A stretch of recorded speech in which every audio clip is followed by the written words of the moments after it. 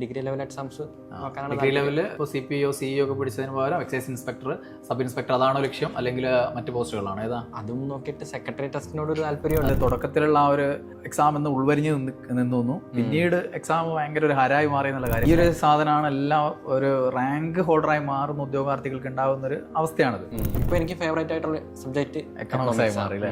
അതാ ഞാൻ പറഞ്ഞത്, ചിലപ്പോൾ തുടക്കത്തിൽ നമ്മൾ. നമസ്കാരം, എൻ്റെ പേര് ജിത്തു ഷാജി. ഞാൻ കൊല്ലം പുനലൂർ സ്വദേശിയാണ്.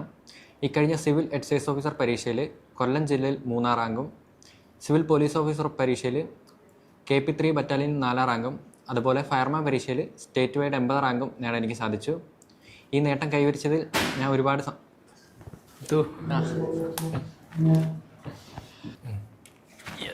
ജിത്തു ഇപ്പോൾ എല്ലാ എഴുതിയ പരീക്ഷകളുടെ ഒക്കെ റിസൾട്ടുകൾ ഇങ്ങനെ തുരുതുര വന്നുകൊണ്ടിരിക്കുകയാണ്. എല്ലാത്തിലും മികച്ച റാങ്കുകളൊക്കെയാണ്. എങ്ങനെയായിരുന്നു ഇതിൻ്റെയൊക്കെ തുടക്കം? എവിടുന്നാ തുടക്കം? ഞാൻ +2 കഴിഞ്ഞിട്ട് ഡിപ്ലോമയായിരുന്നു പഠിച്ചത്. അതിനു മുമ്പ് ഞാൻ ആർമിയുടെ റിക്രൂട്ട്മെൻറ്റിന് പോയിട്ടുണ്ടായിരുന്നു. ഒരു 2-3 തവണ പോയി, പക്ഷെ അത് കിട്ടിയില്ല. അങ്ങനെ ഡിപ്ലോമ പോയി, ഓയിൽ റിഫൈനിങ്.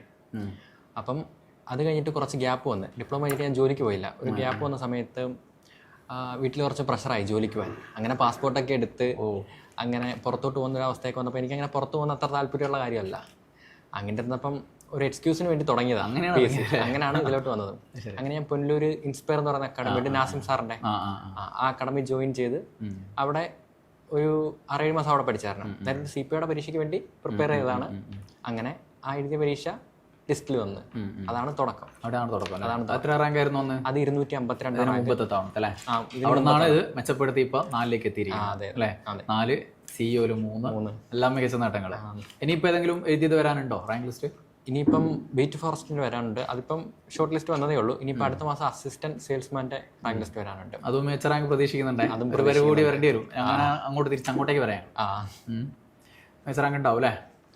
ഇതായിരുന്നു ലക്ഷ്യം? ഫോഴ്സ് ആയിരുന്നു ലക്ഷ്യം? ഫോഴ്സിന് വേണ്ടിയിട്ടാണ് സ്റ്റാർട്ട് ചെയ്തത്. പിന്നെ ഫോഴ്സ് കിട്ടിയപ്പോൾ അടുത്തടുത്ത് ഓരോന്ന് നോക്കുന്നത്. ഇപ്പൊ അടുത്ത ലക്ഷ്യം മാറ്റി പിടിച്ചിട്ടുണ്ടോ, അല്ലെങ്കിൽ ഇപ്പം തൃപ്തിപ്പെടുകയാണോ? എന്താണ്? അല്ല, തൃപ്തിപ്പെടുന്നില്ല. ഇനി മുന്നോട്ട് പോവാൻ. ഞാൻ ഡിഗ്രി കംപ്ലീറ്റ് ചെയ്തിട്ടില്ലായിരുന്നു. ഇപ്പോഴാണ് സ്റ്റാർട്ട് ചെയ്തത്. ഇപ്പൊ 2nd ഇയർ ആണ്.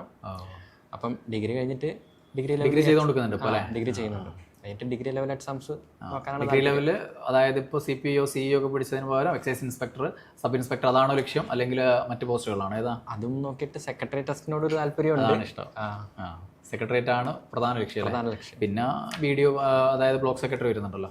ബ്ലോക്ക് സെക്രട്ടറി എന്ന് പറഞ്ഞാൽ ഇപ്പം പഞ്ചായത്ത് സെക്രട്ടറി എല്ലാം കൂടി ഒരുമിച്ചാക്കി, LSTDന്റെ സെക്രട്ടറി, പിന്നെ അതേപോലെ KS അങ്ങനെ കിടക്കുകയാണ്. സ്റ്റെപ്പ് ബൈ സ്റ്റെപ്പായിട്ട് നമുക്ക് കയറി പോകാൻ പറ്റും. പിന്നെ എന്തൊക്കെയായിരുന്നു പഠനത്തായിട്ട് ബന്ധപ്പെട്ടുള്ള എന്തെങ്കിലും വെല്ലുവിളികളോ പ്രശ്നങ്ങളോ ഒക്കെ ഉണ്ടായിരുന്നു, അല്ലെങ്കിൽ ഉഷാറായിട്ട് തന്നെ തുടങ്ങിയ ശേഷം നന്നായിട്ട് തന്നെ പോയിട്ടുണ്ട് എല്ലാ കാലവും? എല്ലാ കാലവും ഒരേ ലെവലിൽ കീപ്പ് ചെയ്ത് പോകാൻ പറ്റിയിട്ടുണ്ട്. പഠിക്കുന്നതിനിടയ്ക്ക് അങ്ങനെ ലെവലിൽ താഴെയോ കയറുക അങ്ങനെയൊന്നും ചെയ്തിട്ടില്ല. പിന്നെ ഫാമിലി നല്ല സപ്പോർട്ടായിരുന്നു, വേറെ ബുദ്ധിമുട്ടൊന്നുമില്ല. പിന്നെ എങ്ങനെയാണ് എൻട്രിയിലേക്കുള്ള ആ ഒരു വരവ് എങ്ങനെയാണ്? ഞാൻ ഇൻസ്റ്റിറ്റ്യൂഷനിൽ പോയി തുടങ്ങി 1 മാസമൊക്കെ കഴിഞ്ഞപ്പോഴാണ് പഠനം ഇച്ചിരി ഒന്ന് സീരിയസ് ആയിട്ട് തുടങ്ങിയത്.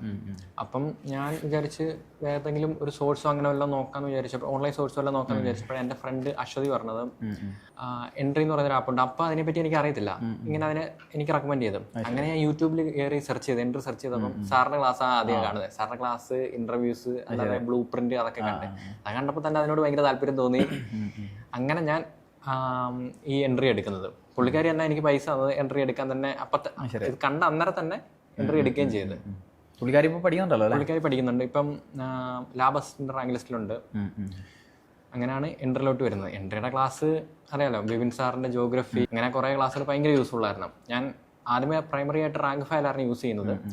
റാങ്ക് ഫയൽ യൂസ് ചെയ്യുന്ന അപ്പോൾ എനിക്ക് ആ ഒരു 6-7 മാസം കൊണ്ട് CPOയുടെ പരീക്ഷ വരും. അപ്പോൾ ആ സമയം കൊണ്ട് എനിക്ക് റാങ്ക് ഫയൽ മാത്രം കവർ ചെയ്ത് സിലബസ് തീർക്കാൻ പറ്റത്തില്ല. അപ്പോൾ എനിക്ക് എൻട്രിയുടെ ഈ ആപ്പ്, അതിനകത്തെ ക്ലാസ് ഭയങ്കര യൂസ്ഫുൾ ആയിരുന്നു. അപ്പം കുറച്ച് സാധനം ഞാൻ റാങ്ക് ഫയൽ നോക്കി പഠിക്കും, കുറച്ച് ഈ വീഡിയോസ് കാണും, അങ്ങനെ നോട്ട് പ്രിപ്പയർ ചെയ്യും. അങ്ങനെയൊക്കെയായിരുന്നു പഠനം മുന്നോട്ട് പോയിക്കൊണ്ടിരുന്നത്. പിന്നെ നേരത്തെ നമ്മൾ കാഷ്വലായിട്ട് സംസാരിച്ച സമയത്ത് പറഞ്ഞായിരുന്നു, ജിത്ത് പറഞ്ഞായിരുന്നു ഈ എക്സാമുകൾ ചെയ്യുന്ന കാര്യം അല്ലെ? അതായത് തുടക്കത്തിലുള്ള ആ ഒരു എക്സാം എന്ന് ഉൾവരിഞ്ഞ് നിന്നു, പിന്നീട് എക്സാം ഭയങ്കര ഒരു ഹരായി മാറി എന്നുള്ള കാര്യം ഞാൻ പ്രത്യേകം നോട്ട് ചെയ്തൊരു കാര്യമായിരുന്നു. അപ്പോൾ അതെങ്ങനെയായിരുന്നു ആ മാറ്റം? അതിപ്പം ഞാൻ ഫസ്റ്റ് പരീക്ഷ എഴുതാൻ പോകുമ്പം സിലബസ് ഒന്നും കംപ്ലീറ്റ് അല്ല. അപ്പോൾ കുറച്ചേ ഞാൻ പഠിച്ചിട്ടുള്ളൂ. അത് വെച്ചിട്ട് എൻട്രിയുടെ എക്സാം ഉണ്ടല്ലോ, അത് ലൈവ് എക്സാം ചെയ്യാൻ ഒരു പേടി ഉണ്ടായിരുന്നു. അപ്പം റാങ്ക് താഴെ ആയാൽ അതിന്റെ കോൺഫിഡൻസിനെ ബാധിക്കും. അതുകൊണ്ട് ലൈവ് എക്സാം അല്ലാതെ അല്ലാത്ത എക്സാം ചെയ്തു നോക്കി. അപ്പം റാങ്ക് ലിസ്റ്റ് ഇടുന്നില്ലല്ലോ. അപ്പം അത്യാവശ്യം മാർക്ക് മാത്രം നോക്കിയാൽ മതി. അത് കഴിഞ്ഞിട്ട് ഈ ഫസ്റ്റ് പരീക്ഷയൊക്കെ കഴിഞ്ഞിട്ടാ ലൈവ് എക്സാം ചെയ്തു തുടങ്ങി. ആദ്യമേ ചെയ്തപ്പം മാർക്ക് നല്ല താഴെ റേഞ്ചിലേക്ക് വന്നപ്പോൾ പിന്നെ മത്സരിക്കാനുള്ള ഒരു മത്സരിക്കണം. ഓരോ പരീക്ഷ എഴുതോറും മാർക്ക് കൂടുന്നു. പിന്നെ അങ്ങ് ക്രേസ് ആയി ഓരോ ദിവസവും പരീക്ഷ ചെയ്യുക. ഒരു ദിവസം പരീക്ഷ ചെയ്യാതിരുന്ന അന്ന് രാത്രി കിടക്കാൻ തന്നെ ഭയങ്കര നിരാശയായി, ചെയ്യാൻ പറ്റിയില്ലല്ലോ എന്നൊക്കെ. അങ്ങനെ എല്ലാ ദിവസവും പരീക്ഷയ്ക്ക് മുമ്പ് ഒരു മാസം ഞാൻ കണ്ടിന്യൂസ് ആയിട്ട് ഈ ലൈവ് എക്സാം ചെയ്യും.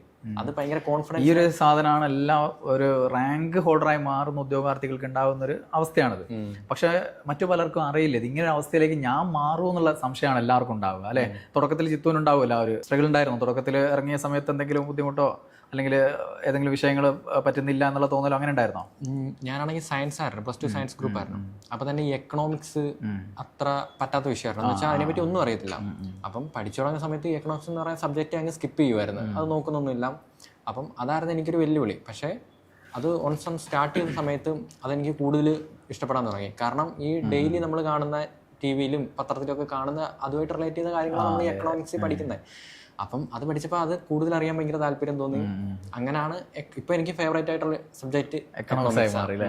അതാ ഞാൻ പറഞ്ഞത്, ചിലപ്പോൾ തുടക്കത്തിൽ നമ്മൾ ദൂരെ നോക്കി കാണുന്ന സമയത്ത് നമ്മൾ ഇഷ്ടമില്ല അല്ലെങ്കിൽ പേടിയാന്നൊക്കെ പറഞ്ഞ് മാറ്റി വെക്കുന്ന പല സാധനവും നമ്മൾ ഇറങ്ങിക്കഴിഞ്ഞാൽ ചിലപ്പോൾ ഭയങ്കര സിമ്പിൾ ആവുന്നുള്ള ഒരു സാധനമാണത്. അത് നേരത്തെ ജിത്തു പറഞ്ഞ സമയത്ത് ഞാൻ ശ്രദ്ധിച്ചായിരുന്നു. CPO പോലെയുള്ള അല്ലെങ്കിൽ CEO പോലെയുള്ള ഒരു പരീക്ഷകൾക്ക് ശ്രമിക്കുന്ന സമയത്ത് ഇന്ന ഏരിയകൾ മാത്രം സെലക്ട് ചെയ്ത് പഠിക്കുക, അല്ലെങ്കിൽ ഇന്ന വിഷയം മാറ്റി വെക്കുക, അങ്ങനെയുള്ളൊരു പരിപാടി ഉണ്ടോ? അല്ലെങ്കിൽ എല്ലാം നല്ല രീതിയിൽ പ്രിപ്പയർ ചെയ്യുമോ? ഞാൻ അത്യാവശ്യം എല്ലാ വിഷയവും ഈക്വൽ പ്രയോറിറ്റി എടുത്താണ് പഠിക്കുന്നത്. പിന്നെ ഈ ആർട്ട് ലിറ്ററേച്ചർ മാത്രമേ കുറച്ച് ഡൗൺ ആയിട്ട് കുറച്ച് വിശാലമായ ഏരിയ ആണല്ലോ അല്ലേ. ബാക്കിയെല്ലാം ഞാൻ 4 മാർക്കേ ഉള്ളൂ. 4 മാർക്കുള്ളൂ. അവിടുന്ന് കറണ്ട് അഫയേഴ്സ് പഠിച്ചാൽ മതിയാവും. കറണ്ട് അഫയർ നോക്കുന്നുണ്ട്. ബാക്കി എല്ലാ വിഷയവും ഞാൻ ഒരേ കണക്ക് പ്രയോറിറ്റി എടുത്താൽ പഠിക്കുന്നത്. ഇംഗ്ലീഷ്, മലയാളം, മാത്സും സയൻസും കോൺസ്റ്റിറ്റ്യൂഷൻ, എക്കണോമിക്സ്. കറണ്ട് അഫയേഴ്സ് എങ്ങനെയാണ് ചെയ്ത് കാര്യമായിട്ട് എന്തെങ്കിലും പ്രിപ്പറേഷൻ നടത്തിയോ? കറണ്ട് അഫയർ ഈ ടെലഗ്രാം ചാനലിലൊക്കെ പത്രത്തിന്റെ കട്ടിങ്സ് ഒക്കെ വരും, അതൊക്കെ കണ്ടിട്ടാ പഠിക്കുന്നത്. അപ്പൊ ഡെയിലി കറണ്ട് അഫയർ നോക്കും, അത് റിവിഷൻ ചെയ്യും, പ്രോപ്പറായിട്ട് റിവിഷൻ ചെയ്യും. അങ്ങനെയൊക്കെയാണ് കറണ്ട് അഫയർ കൊണ്ടുപോയിക്കൊണ്ടിരുന്നത്. പിന്നെ യൂട്യൂബ് ക്ലാസ്സിനകത്ത് കറണ്ട് അഫയറിന്റെ ഓരോ ടോപ്പിക് വെച്ച്, ഇപ്പം ഒരു ആക്സിയം, പത്മ അവാർഡ്, അങ്ങനെ ഓരോ ടോപ്പിക് വെച്ചുണ്ട്, അത് കണ്ടിട്ട് അതും പഠിക്കും. അല്ലാതെ ഡെയിലി നോക്കാറുണ്ട്. ഈ പഠിച്ചുകൊണ്ടിരിക്കുന്ന ഉദ്യോഗാർത്ഥികൾ റാങ്ക് ഹോൾഡേഴ്സിൻ്റെ വായിന്ന് കേൾക്കാൻ ഉദ്ദേശിക്കുന്ന ഒരു പ്രധാന കാര്യം ഇതാണ്.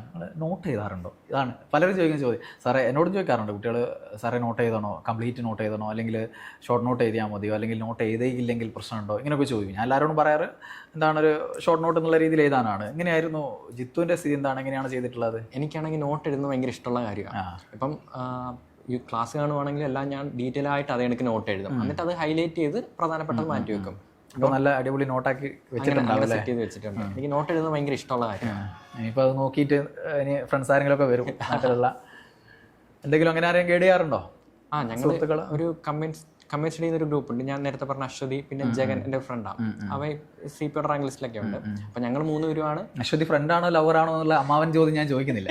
അശ്വതി ഫ്രണ്ടാണ്. ഞങ്ങൾ 3 പേരും കൂടിയാണ്. ഞാൻ ചോദിച്ചില്ല, ചോദിക്കുന്നില്ല എന്ന് പറഞ്ഞു. ഞങ്ങൾ 3 പേരും കൂടിയാണ് പഠിക്കുന്നത്. അപ്പം ഞങ്ങൾ 3 പേരും അങ്ങോട്ടും ഇങ്ങോട്ടും ഡിസ്കസ് ചെയ്ത് പഠിക്കാറുണ്ട്. ജിത്തു നേരത്തെ പറഞ്ഞായിരുന്നു, അതായത് ഗൾഫ് പോകാൻ ഇഷ്ടമില്ലാഞ്ഞിട്ടാണ് PSC പഠിക്കാൻ ഇറങ്ങിയത്. അതല്ലാതെ സർക്കാർ ജോലി എന്നുള്ള രീതിയിൽ ആ ഒരു ചിന്തയിലേക്ക് വരുന്ന രീതിയിൽ സുഹൃത്തുക്കളോ അല്ലെങ്കിൽ ബന്ധുക്കളോ ഇങ്ങനെ ആരും ഇല്ലായിരുന്നോ? ഒരു എൻ്റെ അമ്മയുടെ ചേച്ചിയുടെ മോൻ പോലീസിൽ വർക്ക് ചെയ്യാണ്. അപ്പം ഞാനത് കൊച്ചുകാലം മുതലേ കാണുന്നുണ്ട് അച്ഛൻ ഇങ്ങനെ പോലീസിൽ വർക്ക് ചെയ്യുന്നത്. പിന്നെ എൻ്റെ ഒരു ഫ്രണ്ട് ബ്രദർ, എൻ്റെ ഒരു മെൻറ്റർ എന്നൊക്കെ പറയാൻ പറ്റുന്ന ഒരു ചേട്ടനുണ്ട്, അനീഷ് എന്ന പേര്. പുള്ളി ഇതെനിക്ക് പോലീസിൽ വർക്ക് ചെയ്യാം. അപ്പം ഇവർ രണ്ടുപേരെയും കണ്ട് അവരുടെ ആ ജോബിനോടുള്ള സുരക്ഷിതത്വം എനിക്കറിയാം. അപ്പം ഇത് ഒരു നല്ലൊരു ഓപ്ഷൻ ആണെന്ന് അറിയാം. പക്ഷെ അന്ന് എനിക്കിത് പഠിച്ചെടുക്കണമെന്നും താല്പര്യം. നമുക്ക് അതിനും മടി ഇതിനും മടിയായിരിക്കും. പിന്നെ ഇതിലേക്ക് ഇറങ്ങണം എന്നുള്ള ചിന്ത വരുമ്പോൾ പിന്നെ ഇതിലേക്ക് ഉറപ്പിച്ചു. ഇപ്പോൾ റാങ്ക് ലിസ്റ്റുകളിലൊക്കെ മികച്ച റാങ്കുകൾ ഇങ്ങനെ വന്നുകൊണ്ടിരിക്കുമ്പോൾ എന്താണ് സുഹൃത്തുക്കളുടെയും ബന്ധുക്കളുടെയും എല്ലാവരുടെ ഒരു പെരുമാറ്റ രീതികളിൽ എന്തെങ്കിലും മാറ്റങ്ങളുണ്ടോ, അല്ലെങ്കിൽ എങ്ങനെയാണ് അവർ അതിനെ നോക്കിക്കാണുന്നത്? എല്ലാവർക്കും ഭയങ്കര സന്തോഷമാണ്. ഞാൻ ശരിക്കും ഇങ്ങനെ റാങ്ക് ലിസ്റ്റ് വരാതെ ഇത്രയൊന്നും പ്രതീക്ഷിച്ചില്ല. എൻ്റെ അടുത്ത കൂട്ടുകാർ, ബന്ധുക്കൾ, അടുത്തുള്ള ആൾക്കാർക്കൊക്കെ അവരെന്നെ അപ്രീഷിയേറ്റ് ചെയ്യും, അത്രയും ഞാൻ വിചാരിച്ചുള്ളൂ. പക്ഷെ റാങ്ക് ലിസ്റ്റ് വന്നപ്പോഴാണ് ഇതിൻ്റെ ഒരു ഇമ്പാക്റ്റ് മനസ്സിലായത്. നാട്ടിൽ മൊത്തം ആൾക്കാരെല്ലാം ഫോൺ ചെയ്യുന്നു, മെസ്സേജ് ചെയ്യുന്നു, വീട്ടിൽ കാണാൻ വരുന്നു, അനുമോദിക്കാൻ വിളിക്കുന്നു, ചടങ്ങിന് വിളിക്കുന്നു, അങ്ങനെ ഒരുപാട് പരിപാടികളും കാര്യങ്ങളൊക്കെ. അപ്പോഴേ എനിക്കിതിൻ്റെ ഒരു വില മനസ്സിലായത്. ഇങ്ങനെ ഒരു ഗവൺമെൻറ് ജോലിയുടെ ഒരു സമൂഹം എത്രത്തോളം വാല്യൂ കൊടുക്കുന്നുണ്ടെന്നുള്ള കാര്യം മനസ്സിലായത്. അപ്പോൾ അതെല്ലാം ആസ്വദിച്ചുകൊണ്ടിരിക്കുകയാണല്ലോ. ഇനിയും അതിൻ്റെ സാധനങ്ങൾ വരാനുണ്ട് അല്ലേ, കുറേ റാങ്ക് ലിസ്റ്റുകൾ വരാനുണ്ടല്ലോ. അപ്പോൾ ഇതൊരു ഹരമായിട്ടെടുത്ത്. ജിത്തു, ഇപ്പം ഞാനൊക്കെ പല വീഡിയോകളും ചെയ്യാറുണ്ട്. ഇപ്പം എൻ്റെ അനുഭവത്തിൽ നിന്നായാലും എൻ്റെ സുഹൃത്തുക്കളുടെ അനുഭവത്തിൽ നിന്നായാലും പിന്നെ ജിത്തുവിനെ പോലെയുള്ള റാങ്ക് ഹോൾഡേഴ്സ് നമ്മുടെ മുന്നിലൂടെ കടന്നുപോയ റാങ്ക് ഹോൾഡേഴ്സിൻ്റെ അനുഭവത്തിൽ നിന്നായാലും അവിടെ നിന്നൊക്കെ കിട്ടുന്ന പല കാര്യങ്ങളും ഉദ്യോഗാർത്ഥികളോട് ഷെയർ ചെയ്യാറുണ്ട്, പറയാറുണ്ട്. പക്ഷെ അത് ഉൾക്കൊള്ളുന്നതിനേക്കാൾ ഉപരി ഒരു റാങ്ക് ഹോൾഡറുടെ വായന കേൾക്കുമ്പോൾ അവർക്ക് കുറച്ചുകൂടി ഒരു ഇമ്പാക്റ്റ് ഉണ്ടാകുന്ന രീതിയിലുള്ള കുറേ കാര്യങ്ങളുണ്ട്. ഇപ്പോൾ ജിത്തുവിനെ സംബന്ധിച്ചിടത്തോളം ഒരു PSC ഉദ്യോഗാർത്ഥികൾക്ക് വേണ്ടിയിട്ട് ചെയ്യാൻ പാടില്ലാത്ത കുറച്ച് കാര്യങ്ങൾ എന്നുള്ള രീതിയിൽ എന്തെങ്കിലും പറഞ്ഞു കൊടുക്കാൻ പറ്റുമോ? സാധാരണ എല്ലാവരും ഞാൻ അങ്ങനെ ചെയ്തു ഇങ്ങനെ ചെയ്തു എന്നല്ലേ പറഞ്ഞു. അപ്പോൾ ഒരു ഉപദേശം ആയിക്കോട്ടെ, ആ രീതിയിൽ എന്തെങ്കിലും കുറച്ച് പോയിന്റ്സുകൾ പറഞ്ഞു കൊടുക്കാൻ പറ്റുമോ? മനസ്സിൽ വരുന്ന കാര്യങ്ങൾ എന്തെങ്കിലുമൊക്കെ, അതായത് ഇത് തെറ്റാണ്, ഇങ്ങനെ ചെയ്താൽ എനിക്ക് നടക്കില്ല എന്നുള്ളത് കൊണ്ട് ഒഴിവാക്കി വിട്ട കുറേ കാര്യങ്ങൾ ഉണ്ടാവില്ലേ, അങ്ങനെയുള്ള കുറച്ച് കാര്യങ്ങളൊക്കെ. ഞാൻ ആദ്യമേ ചെയ്തത് സോഷ്യൽ മീഡിയ, അത് നിർത്തിയെന്നല്ല, കുറച്ച് മാക്സിമം കുറച്ച്, ഒരു ദിവസം ഇത്ര സമയം മാത്രമേ ഉപയോഗിക്കുന്നുള്ളൂ എന്ന് ഞാൻ ഉറപ്പാക്കി. പിന്നെ സിനിമ, തിയേറ്ററിൽ പോയി സിനിമ സമയത്തേക്ക് മാത്രം മാറ്റി. പിന്നെ സിനിമ കാണുന്ന പരിപാടി ഉണ്ടായിരുന്നു, തിയേറ്ററിൽ പോയി എല്ലാ സിനിമയും ഇറങ്ങുന്ന സിനിമയൊക്കെ കാണുന്ന പരിപാടി ഉണ്ടായിരുന്നു, അത് ഫുള്ള് ക്യാൻസൽ ചെയ്ത്. സിനിമ ആ നല്ലപോലെ കോൺസെൻട്രേറ്റ് ചെയ്ത് പഠിക്കുന്ന സമയത്ത് സിനിമയെ കാണാൻ പോകില്ല, പിന്നെ കളിക്കാൻ പോകാറുണ്ട്, അതെല്ലാം സ്കിപ്പ് ചെയ്ത്. പക്ഷെ ഏറ്റവും കൂടുതൽ പ്രശ്നമായത് ഈ ഫാമിലിയുടെ ഫ്രണ്ട്സിൻ്റെയൊക്കെ കല്യാണം, മരണം, അങ്ങനെയൊക്കെയുള്ള ചടങ്ങുകൾ, അതിന് പോവാതായി. അതിന് പോകാതിരുന്നപ്പോൾ അതിൻ്റെ പേര് പരാതികൾ ഒരുപാട് കേൾക്കേണ്ടി വന്നിട്ട് ഒരിക്കലും അമ്മയുടെ അമ്മയുടെ അനിയത്തി രാജകീയമായിട്ട് പോകാലോ മരിച്ച്, മരണത്തിന്റെ ചടങ്ങിന് രാവിലെ ഞാൻ പോയിട്ട് ഉച്ചയ്ക്ക് അവിടെ തിരിച്ചു വന്നു. അന്നത് ഭയങ്കര അമ്മയെ വിളിച്ച് അവരൊക്കെ ഇങ്ങനെ പരാതി പറഞ്ഞു, അവർക്ക് വിഷമമാണ്. ഞാൻ പറഞ്ഞ അമ്മ അവരുടെ പരാതി ജെന്യുവിൻ ആണ്, കാരണം അവർക്ക് ഞാനിങ്ങനെ പോയത് വിഷമമാണ്, കാരണം അവർക്ക് അറിഞ്ഞൂടാ ഞാൻ എത്ര ഡെഡിക്കേറ്റഡ് ആയിട്ടാണ് ഇത് നോക്കുന്നതെന്ന്. ഞാൻ പറഞ്ഞ അമ്മ അത് കുഴപ്പമില്ല, ഒരു വർഷം കഴിഞ്ഞ് റാങ്ക് ലിസ്റ്റ് വരുമ്പം ഇവർ തന്നെ നമ്മളെ ഒരു സന്തോഷമുള്ളൂ. അതുപോലെ സംഭവിച്ചു. റാങ്ക് ലിസ്റ്റ് വന്ന് എൻ്റെ പിറ്റേ ദിവസം അമ്മയുടെ ബന്ധുക്കളൊക്കെ വീട്ടിൽ കാണാൻ വന്ന് സ്വീറ്റ്സ് ഒക്കെ കൊണ്ടുവന്ന് അവർക്കൊക്കെ ഭയങ്കര സന്തോഷമായി. ഇപ്പം എല്ലാം ഓക്കെ. ഇത് പറഞ്ഞ പോലെ തന്നെ അതായത് ചില പെരുമാറ്റങ്ങൾ നേരെ കീഴ്മേൽ മറിയും ചില വിജയങ്ങൾ വരുന്ന സമയത്ത്. അപ്പോൾ അങ്ങനെയുള്ള വേറെ എന്തെങ്കിലും അനുഭവങ്ങൾ ഉണ്ടോ ലൈഫിൽ? സാധാരണ ഈ റാങ്ക് ഹോൾഡേഴ്സ് ഒക്കെ പറയാറുണ്ട് അവർക്ക് ഇങ്ങനെ സൊസൈറ്റിയിൽ നിന്നും ഫാമിലി ഇടയ്ക്കുന്നൊക്കെ ഭയങ്കര നെഗറ്റീവായിട്ടുള്ള കമന്റുകളും കാര്യങ്ങളൊക്കെ കേൾക്കാറുണ്ട്. ശരിക്കും എനിക്ക് അങ്ങനത്തെ സിറ്റുവേഷൻ അധികം ഫേസ് ചെയ്യേണ്ടി വന്നിട്ടില്ല, പ്രായതിയായില്ലല്ലോ.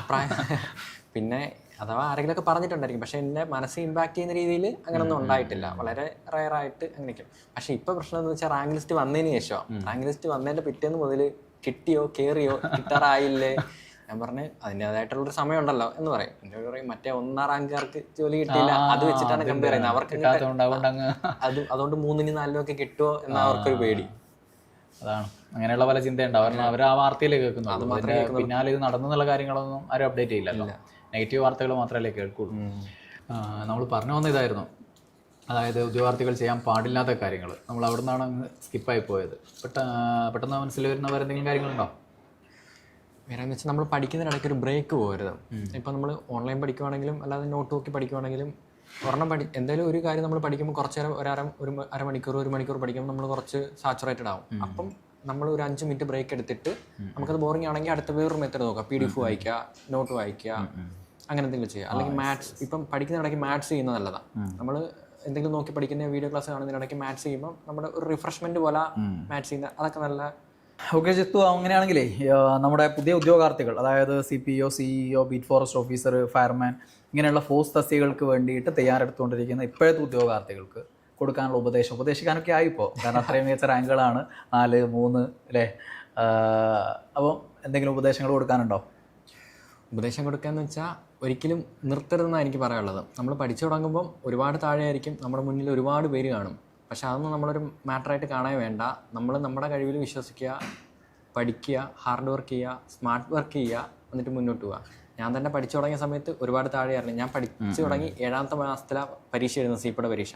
അപ്പം എൻ്റെ മനസ്സിൽ എന്നെക്കാട്ടി മുന്നേ പഠിച്ചവരുണ്ട്, കഴിഞ്ഞ ലിസ്റ്റ് വന്നിട്ട് ജോലിയിട്ട് അവരെല്ലാവരും എഴുതുന്ന പരീക്ഷയാണ്. അപ്പോൾ അവിടുന്ന് എനിക്ക് ഇത്രയും നേടിയെടുക്കാൻ പറ്റുമെങ്കിൽ ഡെഡിക്കേറ്റ് ആയിട്ട് പഠിക്കുന്ന എല്ലാവർക്കും പറ്റും എന്ന് ഞാൻ വിശ്വസിക്കുന്നു. ജിത്തു, ഇനിയും കാണാം, അടുത്ത റാങ്ക് ലിസ്റ്റുകളൊക്കെ വരുന്ന സമയത്ത് വീണ്ടും കാണാൻ പറ്റട്ടെ. All the best. Thank you sir.